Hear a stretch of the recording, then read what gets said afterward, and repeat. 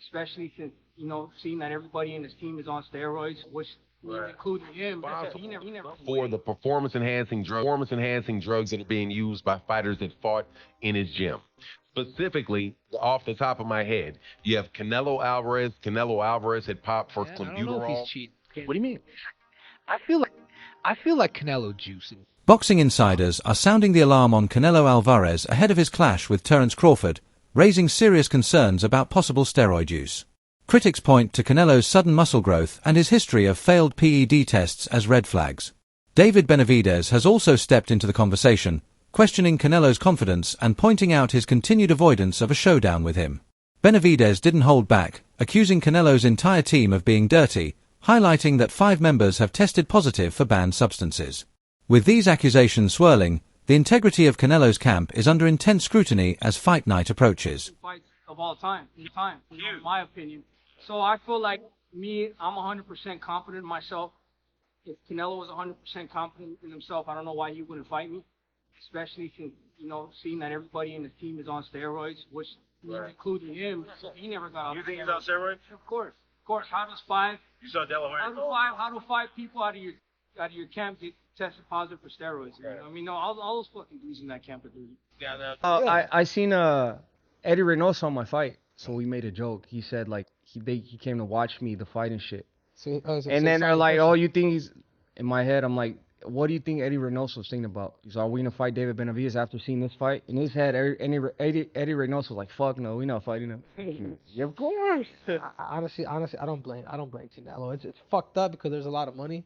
It's not even about the money. It's not about the money. But okay, 100 million, dude. You he's made money. The first step when you're a fucking warrior, bro. The only thing you think about is glory. I've never thought about money. I've been smart, I'm negotiating my shit, but it's always a prize, bro. It's always, if I go out there and beat Canelo, bro, I'm a legend. You know what I mean? That I'm gonna live forever in boxing as a legend. That means way more to me than any type of money. And I think that separates you too, David. And I admire that shit about you. I was like that at one point. Yeah. How much you giving me? Yeah.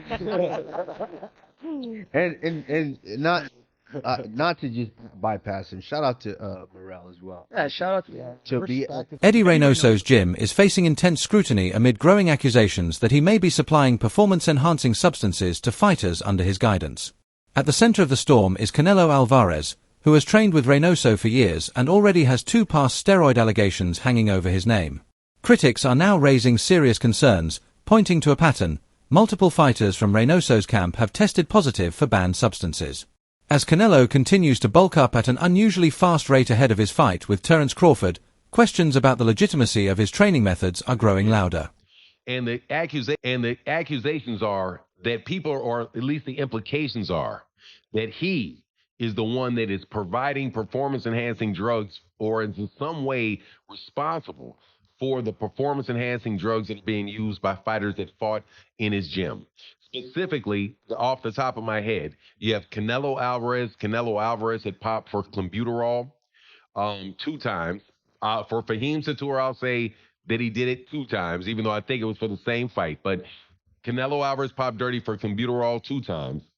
You have Luis Nery, who had tested positive, but I think Luis Nery tested positive before he was with Eddy Reynoso. Then you have Ryan Garcia, who popped dirty after he left Eddy Reynoso and went over to Derrick James. And then you have Oscar Valdez. Oscar Valdez popped dirty while he was with Eddy Reynoso, but at the time he was still allowed to fight. You also clearly see that you have an issue with the fight that's coming up with Canelo Álvarez and Terence Crawford, in that you have one guy that tested positive and you have another guy that looks like he's using in order to get up and continue to climb up weight class. You know, at a certain point in time, and this is something that Rolly Romero had said, certain point in time your body just doesn't do that. At a certain point in time, your body just doesn't do it. I'm 6'2", 200, and should weigh about 210. Closer to 250, but I should weigh about 210. I'm not going to get up. If I was 210 now at 50 years old, I'm not by 55 years old. I'm not. The only way I'm going to get up to 260 of muscle is Observers have pointed out that gaining substantial muscle mass naturally in your 30s is a challenging feat, yet Canelo Álvarez's current physique looks noticeably larger than in previous years. This dramatic transformation has only intensified suspicions, particularly given the track record of Eddy Reynoso's camp. With multiple fighters testing positive for banned substances in the past, fans and analysts are now openly questioning whether Canelo's gains are the result of hard work alone, or if performance-enhancing drugs are once again playing a hidden role in shaping high-stakes fights. For a 30-year-old, right? You remember, your body grows. Men's body can grow in height and length up until to the extreme in your 20s. By the time you're 20, your height and all that stuff is there, right? Your height and your length. In your mid-20s, by the time you're 29, your musculature is pretty much there. It gets harder to gain and put on muscle after 30. So Canelo Álvarez is about to fight a guy that is going to put on 20 pounds of muscle. Joe Rogan's recent comments about Canelo Álvarez have ignited serious debate within the boxing community.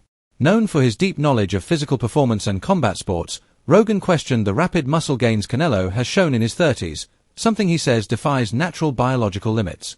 He stressed that muscle growth typically slows with age, making such a transformation highly unusual. According to Rogan, this isn't just suspicion, it's rooted in science. He believes that achieving such dramatic results without assistance is virtually impossible. And when someone with Rogan's credibility and massive platform raises red flags, the boxing world pays attention. What do you mean? I feel like Canelo juices. But I'm a Triple G fan, so I'm a say that ahead of time. I just like He's a Triple G. lot of money. If I could get away with it, I would do it as well. Some tainted beef. I think, well, he definitely got busted once for something. But it could have been from tainted beef. We don't know. But it also could be that, we should probably leave them alone and let them do whatever they want to do. Do you want to see Manny Pacquiao fight or not?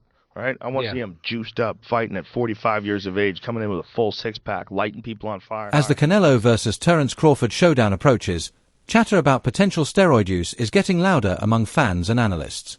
Many openly admit they wouldn't be surprised if Canelo were using performance-enhancing substances. The logic is straightforward. He has access to world-class facilities, top-tier nutritionists, elite doctors, and cutting-edge recovery technology, everything money can buy. And with that level of access, combined with the pressure to stay dominant, the temptation to take shortcuts becomes all too real. Critics argue that Canelo's environment not only allows for such behavior but may even shield him from immediate consequences, raising serious questions about fairness heading into the fight. What up, everybody? It's your boy MC from MGTV. I wouldn't be surprised if Canelo Álvarez is on steroids right now as we speak. He's going to be fully juiced for something that hasn't even hit the market yet. Think about it. He's pretty much a billionaire. He has access to everything. Floyd Mayweather has never shied away from speaking his mind, especially when it comes to Canelo Álvarez. His openly raised concerns about steroid use in the past, claiming that too many people in boxing are afraid to confront the issue head-on. According to Mayweather, there's a clear double standard in the sport. While some fighters are heavily scrutinized, others, like Canelo, seem to get a free pass.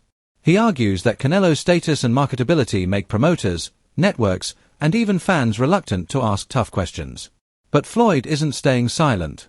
For him, it's not just about fairness, it's about safety. He warns that steroid use in boxing isn't just cheating, it's dangerous and undermines the very integrity of the sport.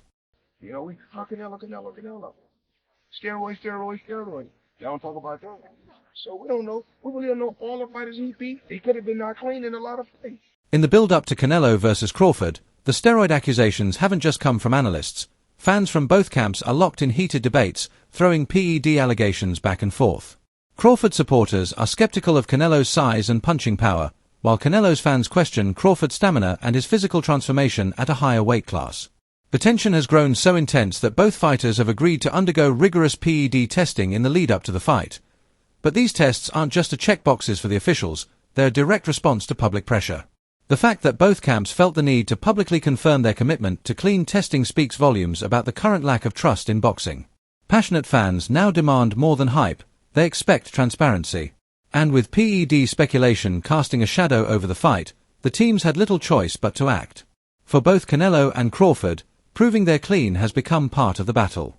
doing random VADA testing in order to silence each other's fan base and their critics ahead of their showdown this September. Now, despite this being a normal thing, the gravity of this fight brings in more attention to their test results, partly due to the fact that suspicion regarding both men have been up as of lately, namely Crawford's sudden bulk and jump to 168 and his close relationship with Snap and Victor Conti, and of course the recent PED scandals being associated with Team Canelo, as well as him once testing positive for clenbuterol 7 years ago due to contaminated meat. With that said, both men have been doing random testing since June and will undergo strict and consistent random tests up until they finally meet next month. Now it's worth remembering that despite all the recent allegations for Canelo and Crawford, both fighters have been consistent. Canelo Álvarez didn't always resemble the powerhouse fans see today.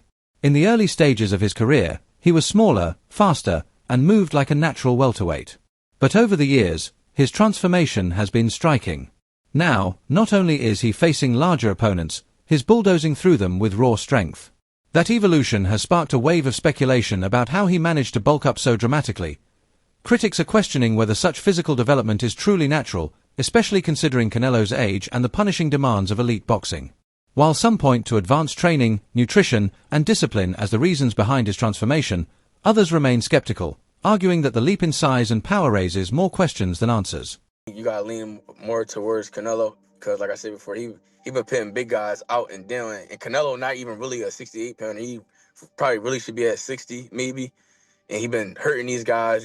I think he be dropping these guys and things like that. So, and them guys be way bigger than him come fight night. I know that for sure. They be probably close to 200 pounds, and he dropping those guys like that. So I don't know. It's gonna be a great fight. The fans want to see it, so so be it. I think Crawford should take a warm-up fight, at like 60, or like at least at 60, just to get his body, to feeling of somebody a little bit bigger, and things like that. I know when you go up a weight, you gotta, develop that power and not develop the power, but like put that muscle on and be heavier and things like that. So he might not want to take a fight because he's trying to build up right now, but I think he should, just to stay sharp and that way he don't have like a long layoff or anything like that. Nico Ali Walsh, rising boxing talent and grandson of the legendary Muhammad Ali, recently shared powerful insights into Terence Crawford's preparation for the challenge of facing a physically imposing opponent like Canelo Álvarez. Walsh made it clear, Crawford isn't blindly walking into a size mismatch. He's preparing for it with precision and purpose. According to Walsh, Crawford has been sparring with much larger fighters to acclimate to the kind of strength, pressure, and pace that Canelo brings. Walsh called this not only a brave move, but also a smart, strategic one. He believes that what separates great fighters from good ones is the ability to turn risk into opportunity, and that's exactly what Crawford is doing. By tailoring his camp to mirror Canelo's physical advantages, Crawford is sharpening the exact tools he'll need in the ring. Walsh's perspective underscores how calculated and focused Crawford's team really is. They fully understand the magnitude of the challenge, and they're not leaving anything to chance. While Canelo may have more money, power, and people behind him, Crawford is betting on preparation, adaptability, and grit.